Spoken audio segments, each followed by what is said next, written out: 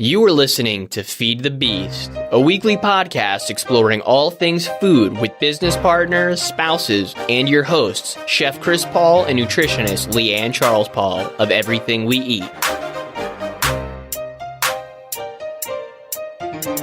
I hope you're hungry, because it's time to feed your inner beast.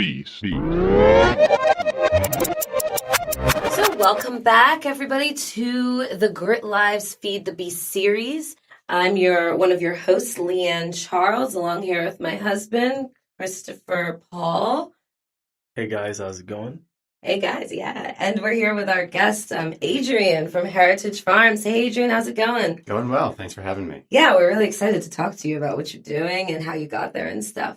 But yeah, so this week, we're moving on to something a little bit different.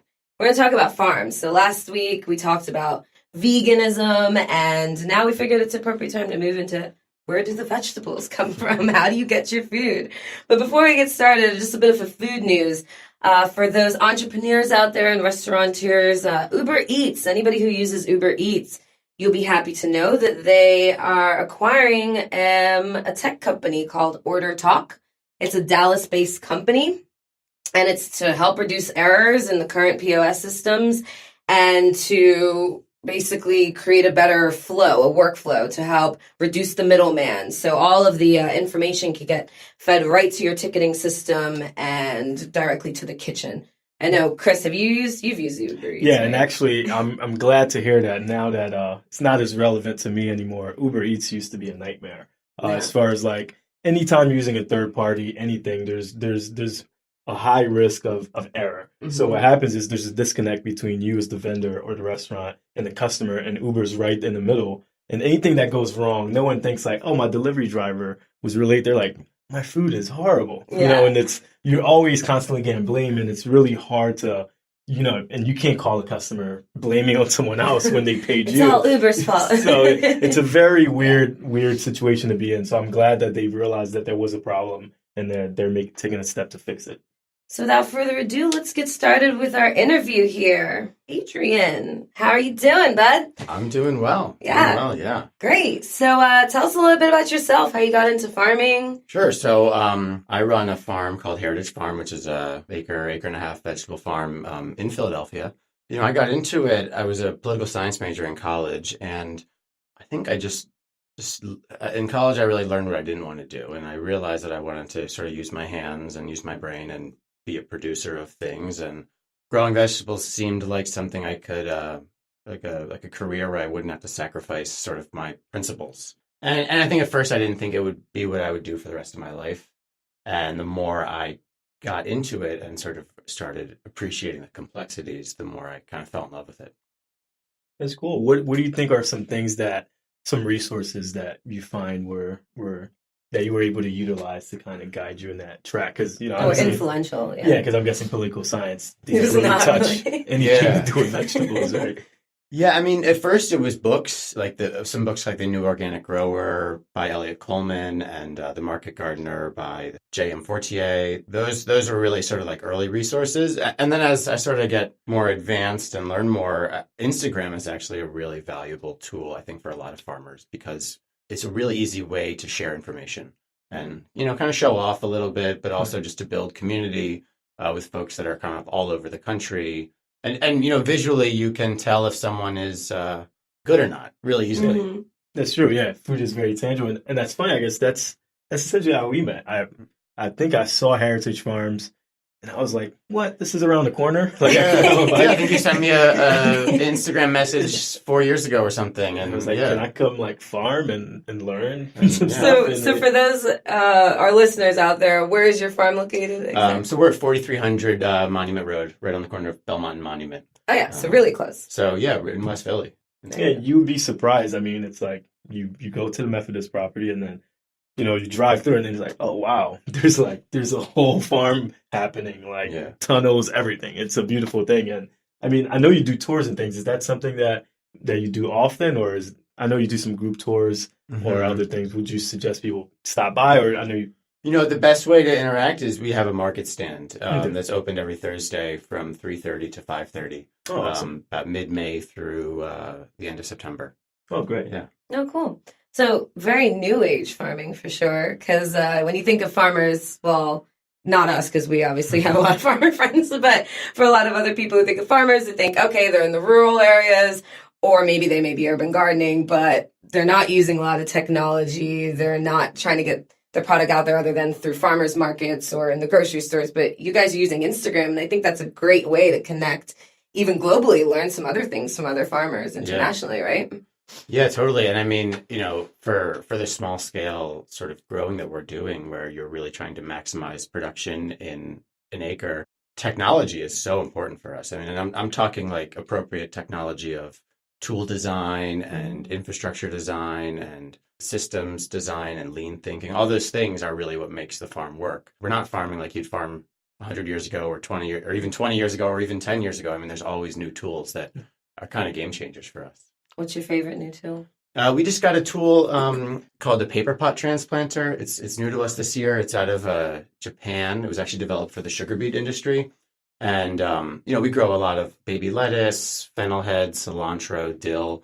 And instead of hand transplanting plants in the field, this is a device that actually lets us grow about 200 plants in a flat. And then it's a device where we can pull this sort of almost cart down a bed, and it plants that entire bed. So we can take a job, maybe planting a bed full of lettuce that maybe took one person an hour, and now it takes one person 10 minutes or 5 minutes, really. Oh, wow. Awesome. So it's and I remember too, and it's very fragile, right? Because I remember pulling some planters out from you, and it was like, it's really delicate because you don't want to mess up the root structure. There's all these things that could go wrong, essentially. Yeah. Who are some people that you look up to as far as, like, besides maybe some Instagram people, who would you suggest following as far as getting some information? For other farmers out there. Yeah, I mean, there's two folks that I mentioned earlier. They've been around for a while. J.M. Fortier, who's up in Quebec, and Elliot Coleman in Maine. There's a farm that I really like that's, I think, really pushing sort of the possibilities of small-scale growing. It's called Neversink Farm, and they've got a great social media page. They're up in New York, and he's also a tool designer. There's a very popular farmer on social media. His name is Curtis Stone, who grows on a third of an acre in British Columbia. But even, you go to the local farmers market, and all of those farmers are now on Instagram, and you can kind of follow the progress via Instagram of a lot of farms. Yeah. So you grow by the United Methodist? Yeah, so Heritage Farm is associated with a great nonprofit called Methodist Services, which has been around for since the 1870s. It was actually the first old age home and orphanage in the country that were combined. In the whole country. That's awesome. Yeah. Right same building? Same, maybe I think two buildings. And so now Methodist Services does sort of housing for formerly homeless women, a lot of childcare services, a lot of social services, and it's a great place. And so the farm is part of Methodist Services. Nice. And that's sort of the reason that we have such great land, is because we're a part of a nonprofit that has land security, which is a big issue for urban farmers. So we're blessed in that regard for sure. Yeah, and so we donate about 20% of what we grow on site. We run a children's garden, so the kindergartners and pre-K and summer camp sort of have their own place where they can plant and check out crops in addition to getting to tour the farm. And then we do an apprenticeship program for teens that live on site. So I personally, as a nutritionist, I have worked a lot with kids as doing food education and even gardening and stuff up at Penn State where I went. I worked with some of the local schools there, elementary schools there. And what was great is these kids were weeding and they loved it. They were like, but as soon as they got their hands in the dirt, they're like, Miss Leanne, what do I do with this weed? And I'm like, I don't know. We'll call him Joe. Joe, just put it over there and we'll clean it up later. But they get so excited to get their hands in the dirt and it's so therapeutic. Even for me, I was having such a bad day and I put my hands in the soil and you ground, you really come back to reality of what is happening, because there's so much more elements to the soil. It's a whole new world. We were weeding yesterday and there's a spider with babies and eggs and she's like, oh gosh, they're trampling on my territory. I gotta figure out something new. And there's bugs, what is going on? And then I'm this big person just oh, I'm weeding. But it's all these different elements, Yeah, I mean, it's an amazing, it's just amazing to get to connect with the earth in such a tangible way, You're always seeing new things and sort of understanding connections and gaining insights. It's great. Yeah. What are some of the things you're growing now? Yeah, so we really specialize in salad greens, tomatoes. We do culinary herbs, peppers, but we distribute our produce to a lot of restaurants in Philly. And so we're really focusing on items that they want and that are hard for them to get from other spots. That makes sense. Yeah, so we grow a lot of baby greens, baby lettuce, baby arugula, red Russian kale, mizuna, a lot of Asian varieties as well. And then we grow a ton of tomatoes. So we did our last planting the end of May. Probably a third of our farm is in tomatoes. Yeah. Right now. Who are some of the restaurants you guys are working with right now? So I'm going to leave some out, which always is a bummer because it's hard to remember everyone. But let's see, we saw the Tallulah's Garden, the Love, Oh, cool. Russet, Vetri, Fork, Amis, A Kitchen, Rooster Soup Company, Cadence, which is a new restaurant that just opened up. Yeah, and I'm sure a few others that I'm blanking on. That's Got some A-listers on there. Yeah. I mean, they're great. And, what's nice is just working with chefs that really care about flavor and are really discerning, because I think that is a feedback loop for me to become a better grower. That's a really good point you bring up there, the flavor component. With this craze of organic and sustainability, sometimes we're so focused on that we forget food has to taste good. And it also has to be nutritious, but it's got to taste good. If it doesn't taste good, are you going to continue to eat it? Yeah, it's so true. And we can get into this more, but flavor is really tied in with nutritional quality, more so than a label, like organic or not. I mean, what's more important is how does that taste? And if it tastes really good, if it has a lot of flavor, it means that it has a lot of vitamins. It's got a higher concentration of things that are good for you, generally speaking. Yeah, definitely, because of the diversity. Yeah, I think there's also a misconception too. We've used a lot of your products, and people think that organic means that sometimes it's going to go bad faster. And I think the disconnection is that a ton of this organic stuff we're getting from some of these bigger restaurants, or not at restaurants, supermarkets, are from where? It's from Mexico, and all these Californians traveling so far that when you get it, when was that picked? And one example I remember I got some tomato plants from you last year, and some of them fell in the dirt.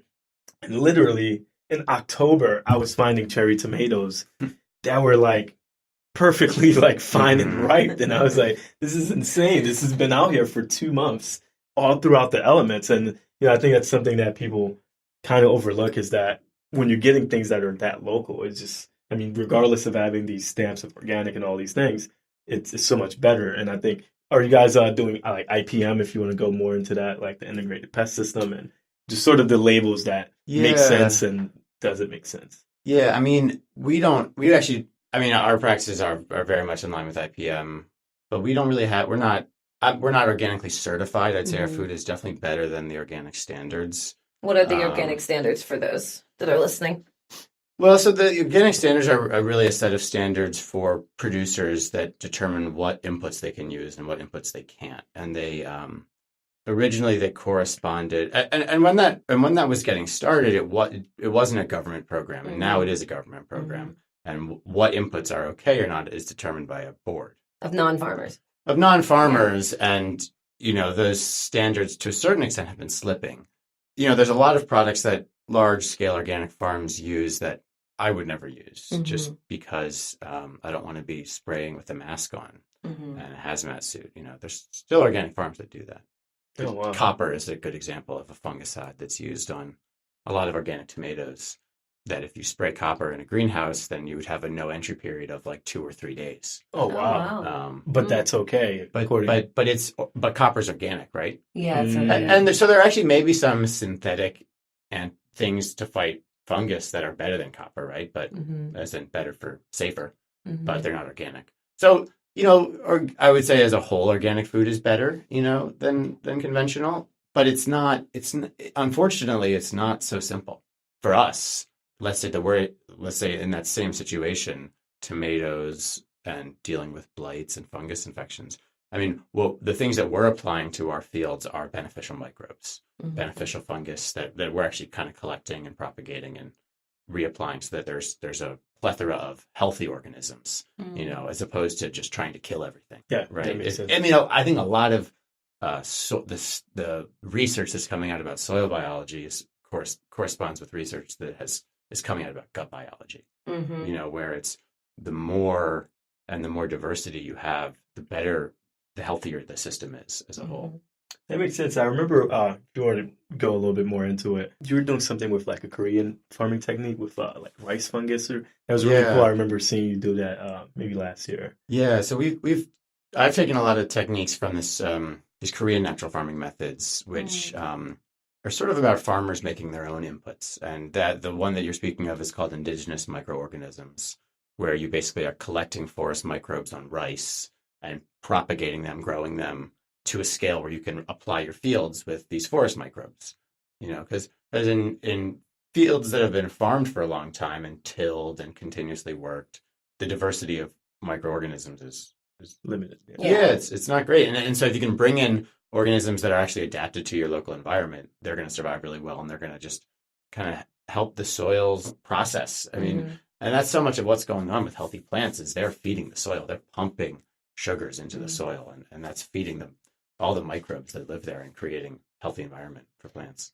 Yeah, there was this one book. I did like a woofing for like 2 weeks of Revolution Gardens. I don't know if you know them. They're in Nehalem, Oregon, doing great things. I love Ginger. She's amazing. One of the books that I was reading on the farm was this Japanese farmer who basically he lets everything kind of overgrow. He lets nature just take over. One Star Revolution. Yes, that's it. Exactly. And it's an interesting way because it's the kind of what you're talking about, except not having the farmer, control, but letting nature kind of do its thing. And that definitely, at first I was like, okay, because as I was weeding yesterday, I'm like, why am I weeding? Like, maybe I should just let things kind of do its thing, because then it does increase the biodiversity. Yeah. And it does help, it definitely increase the nutritional components, because you're having all these organic compounds in the soils doing their things and working with like other things that are contributing to it. Well, I guess the thing is on your end, it's kind of like maximum efficiency, right? Because you have 1 acre, it'll never get exactly. bigger. Yeah, so that's a great book, and it's fascinating. That guy is definitely a genius, But for us, weeds are we don't want weeds. You don't want weeds. I mean, and we want to really maximize the value of vegetables that are coming off of our acre. Mm-hmm. You're also trying to sell it, so that also helps. You definitely need to weed. Yeah. Now, I mean, do you have any sort of, I guess, ballpark numbers as far as like how much tomatoes did you produce? I know last year you just had. Yeah, we probably did 10,000 pounds of tomatoes would be my guess, plus or minus. It's a lot. And then and what season? Between 10 and 20. That's crazy. From what month to what month? Early July through early October.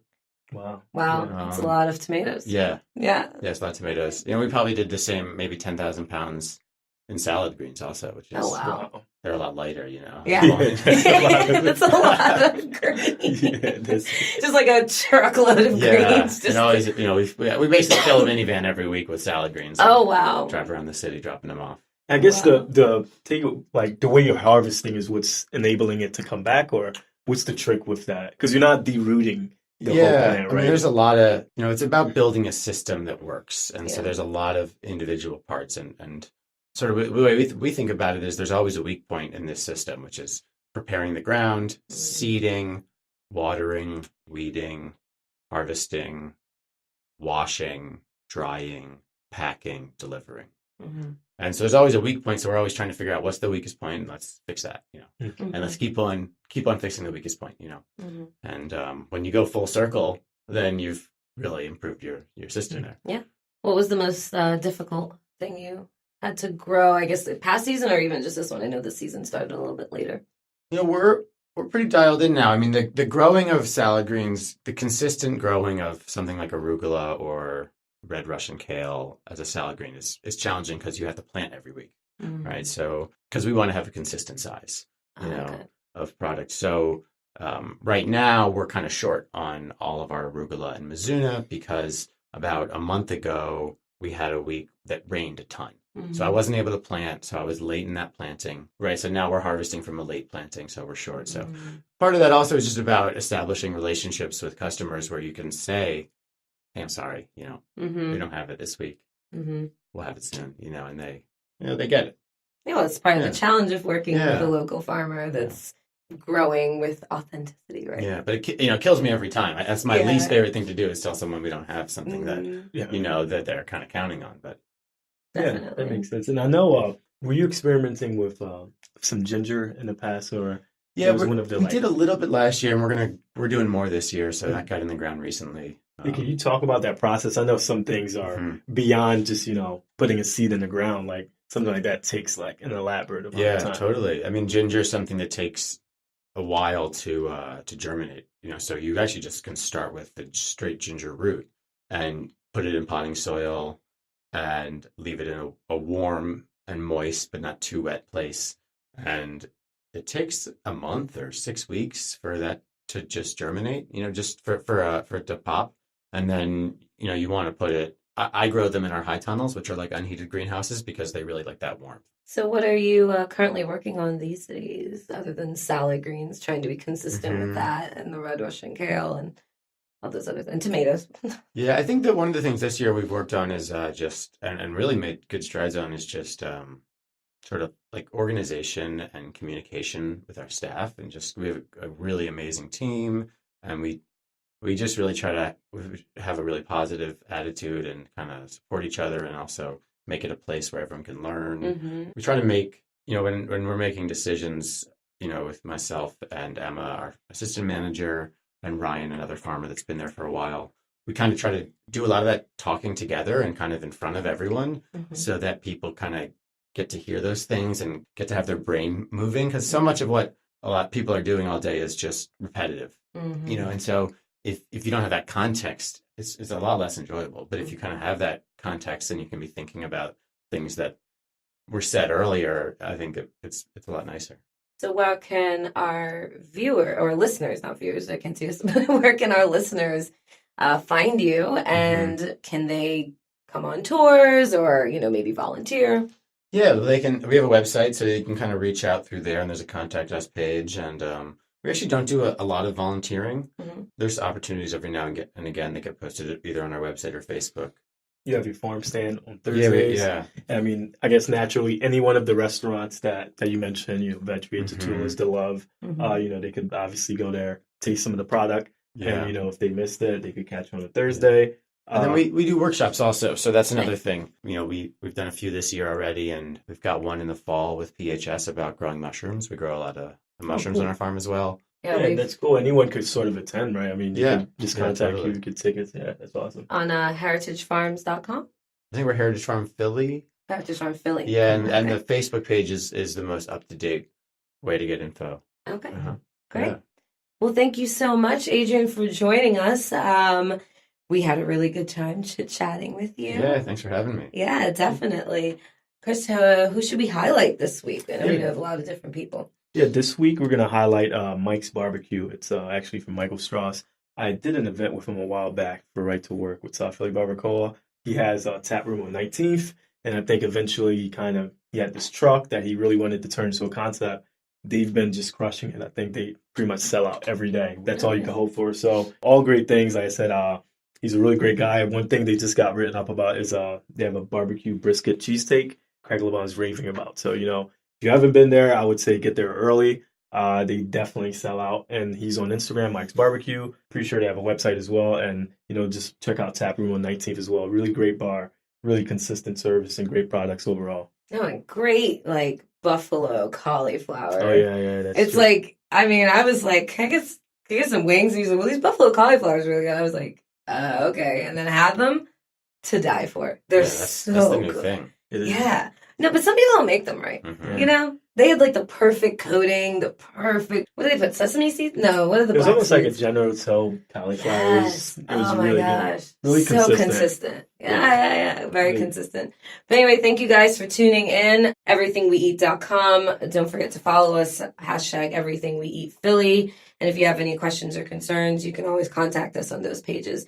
And I guess just before we go, Adrian, any pro tips for anyone gardening? It's the season. Yeah, well, I mean, one thing that I really like, which I think is really easy for gardeners to do, is if your garden's ever kind of getting out of hand, I like to kind of something that we'll do is we'll mow it down and we'll put a clear tarp over it for about 3 days, really tight, and it kind of just kills all the weeds on the surface. And when plants are browned like that by heat, they're actually much better to incorporate back into the soil than when they're still green, So you can kind of just run a lawnmower over your garden and then put a clear tarp over that. And all of a sudden you'll have kind of a weed-free area without a ton of work. Without even having to pull anything up. Yeah.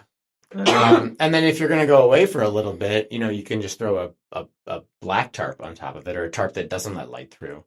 That's a sort of a French technique called oculation. And if you do that for maybe 3 weeks, it'll kill all the annual weeds. And if you do it for a year, it's a really good way of taking like basically lawn and turning it into great ground to start a garden on.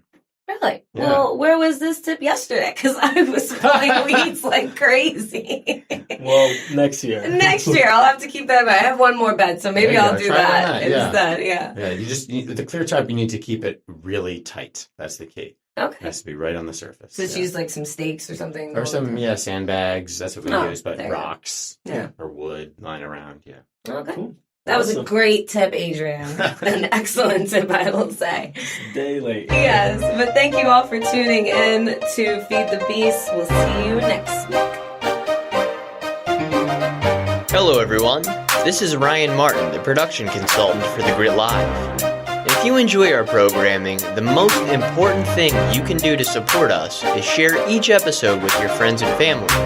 You can also leave us a rating and a review on the podcast player of your choice to help others find us. Thank you for listening.